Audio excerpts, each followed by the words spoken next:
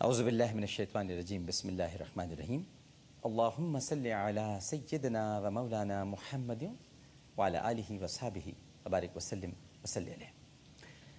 پاکستان میں موجود تمام ہی ناظرین کو پاکستان سے باہر بھارت متحدہ عرب امارات، تمام خلیجی ریاستیں، مکہ مکرمہ، مدینہ منورہ اور وہاں سے آگے تمام یورپی ممالک بالخصوص برطانیہ، France, Spain, Italy, Germany, Sweden اور وہاں سے بھی آگے ریاستہائے متحدہ امریکہ، ساؤتھ افریقہ اور جہاں جہاں اس وقت ARY ڈیجیٹل نیٹ ورک پر ہماری یہ خصوصی ٹرانسمیشن رحمان رمضان سحر عامر کے ساتھ شہر رمضان سے دیکھی جا رہی ہے، وہاں ٹیلی ویژن سیٹس کے سامنے موجود تمام ہی ناظرین کو انتہائی محبت، خلوص، ادب اور احترام کے ساتھ عامر لیاقت حسین کا السلام علیکم۔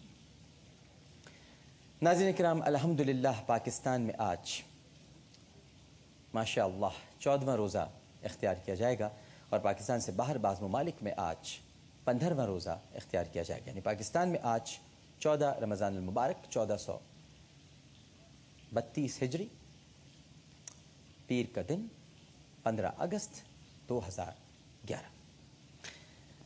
ناظرین کرام، حسد ایک ایسی بیماری ہے جو کسی انسان کو اگر لگ جائے تو وہ خود تو جلتا ہی ہے اس میں، لیکن کوشش کرتا ہے کہ دوسرے بھی اس سے جلیں۔ اب ظاہر ہے کہ حسد ایک آگ ہے، آگ لگتی ہے تو جلاتی بھی ہے۔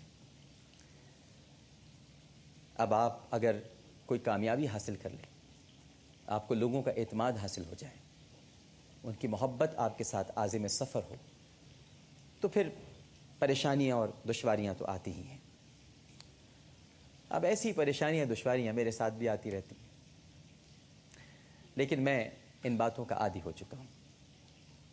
میں جانتا ہوں کہ جھوٹ کس طرح سے پھیلایا جاتا ہے اور اس کے لیے بڑا کام کیا جاتا ہے، بڑی محنت کی جاتی ہے، بڑی ایڈیٹنگ کی جاتی ہے اور پھر ڈبنگ بھی کی جاتی ہے۔ تو بہرحال اگر کوئی ایسے نہیں جیت پا رہا تو ویسے جیتنے کی کوشش کر لیں، لیکن بہرحال فتح تو سچائی کی ہوتی ہے۔ یہ بات میں آپ سے اس لیے کہہ رہا ہوں کہ گزشتہ رات سے ایک ویڈیو اسپریڈ ہو رہی ہے، ایک فیک ویڈیو، جس میں بڑی خوبصورتی کے ساتھ ایڈیٹنگ اور ڈبنگ کی گئی ہے، اور یہ تو کسی چینل کا ہی کام ہو سکتا ہے اور آپ اچھی طرح سے جانتے ہیں۔ تو جہاں سے آرکائیو سے فوٹیج اٹھائی ہے وہیں ڈبنگ بھی کی گئی ہے، اور ڈبنگ کے ماسٹر ہیں، آواز بنانے کے، نکالنے کے، سنکرونائزیشن کے۔ تو بہرحال حضرت علی کرم اللہ وجہہ کا قول ہے کہ جو لوگ تم سے محبت کرتے ہیں وہ کبھی بھی تمہارے خلاف پھیلائی ہوئی بات پر یقین نہیں کریں گے، اور جو تم سے نفرت کرتے ہیں وہ دلائل سے بھی قائل نہیں ہوں گے۔ تو میں آپ سے یہی کہوں گا کہ کسی بھی فیک چیز پر کوئی توجہ مت دیجیے گا۔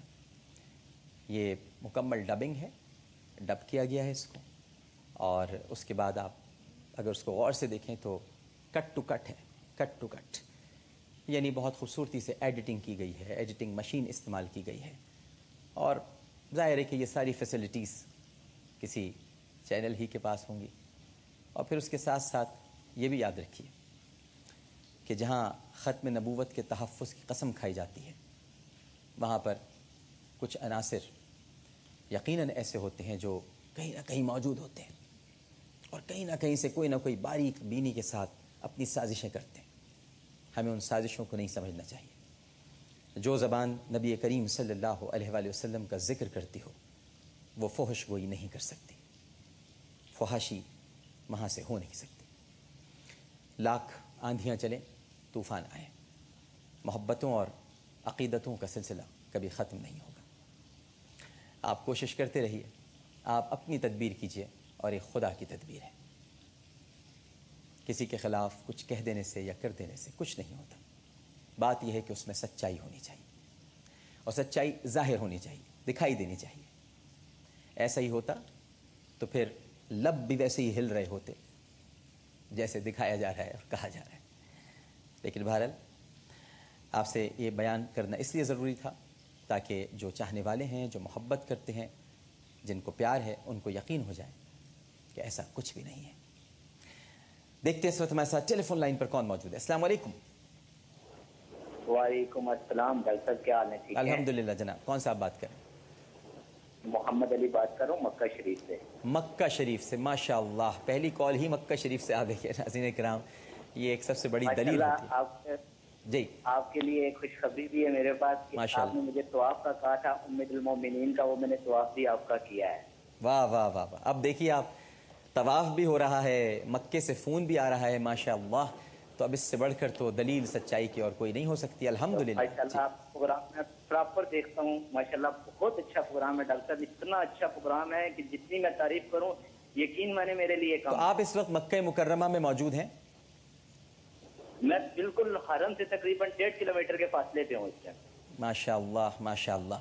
बस एक काम और कीजिएगा कि अगर आप 1.5 किलोमीटर के फासले पर हैं तो वहाँ जाकर ये दुआ ज़रूर कीजिएगा कि अल्लाह ताला मुझे हासिदों की शर से महफूज रखे, और जो दुश्मनाने ख़त्म नबूवत हैं वो अगर कोई भी ऐसी कोई साजिश कर रहे हैं, कार्रवाइयाँ हैं, तो अल्लाह ताला महफूज रखे। बस ये ज़रूर दुआ फरमाइए। इंशाल्लाह डॉक्टर, इंशाल्लाह इंशाल्लाह ताला। और मेरे लिए भी ख़ुसूसी आपकी दुआ में याद रखिएगा इंशाल्लाह। हम तो हर इंसान, हर मर्द के लिए दुआ करते हैं।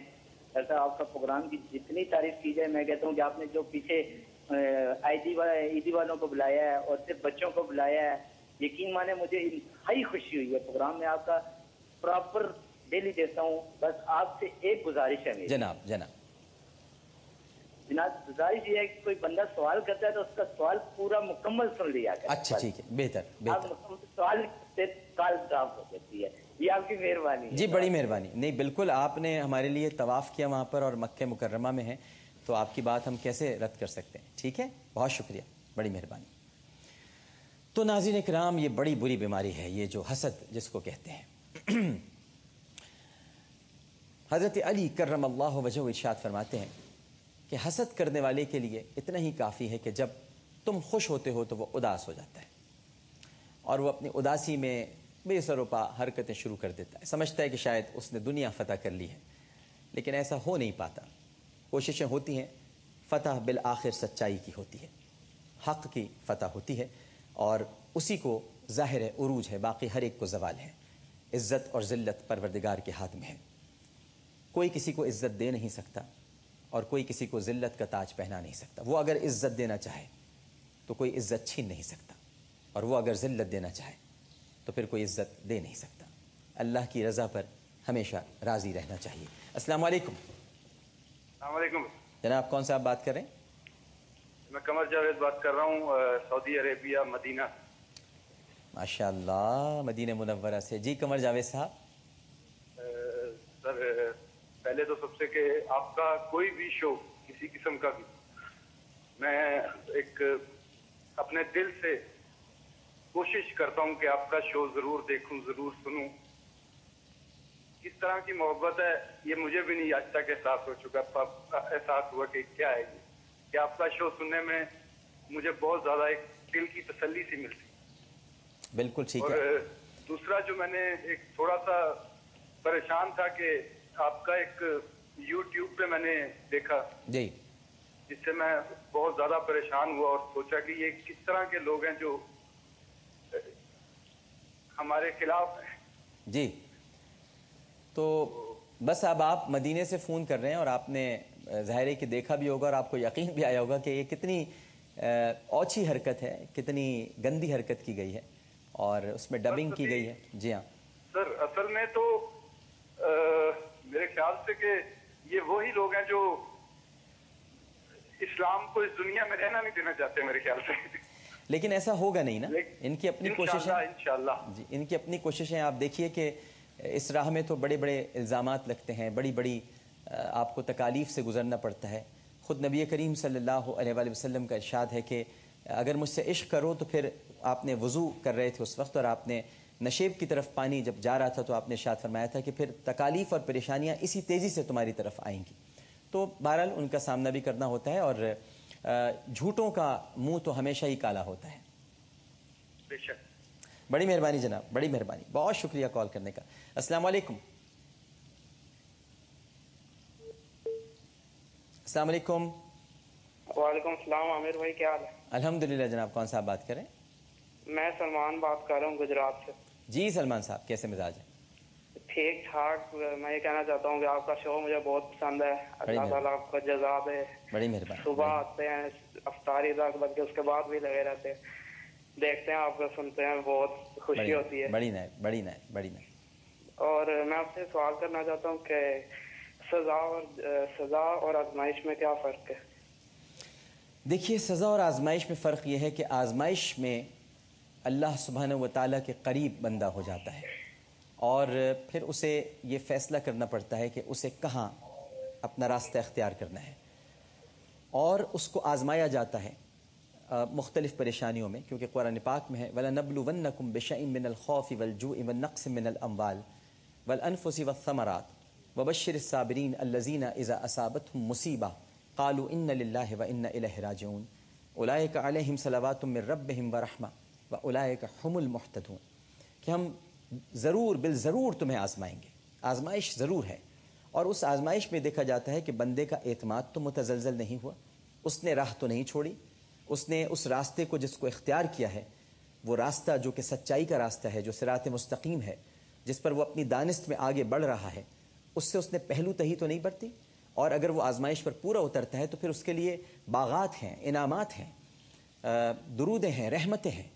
اور سزا یہ ہے میرے بھائی کہ جب انسان کوئی عمل ایسا کر جائے کہ جس سے خدا راضی نہ ہو, جس سے اس کی ناراضگی وہ مول لے, تو پھر اللہ سبحانہ و تعالیٰ اس کو حرام کاموں میں لگا دیتے ہیں. دو خصوصیات پیدا کر دیتے ہیں جو سزا کے مستحق فرد کے اندر لگ جاتی ہے.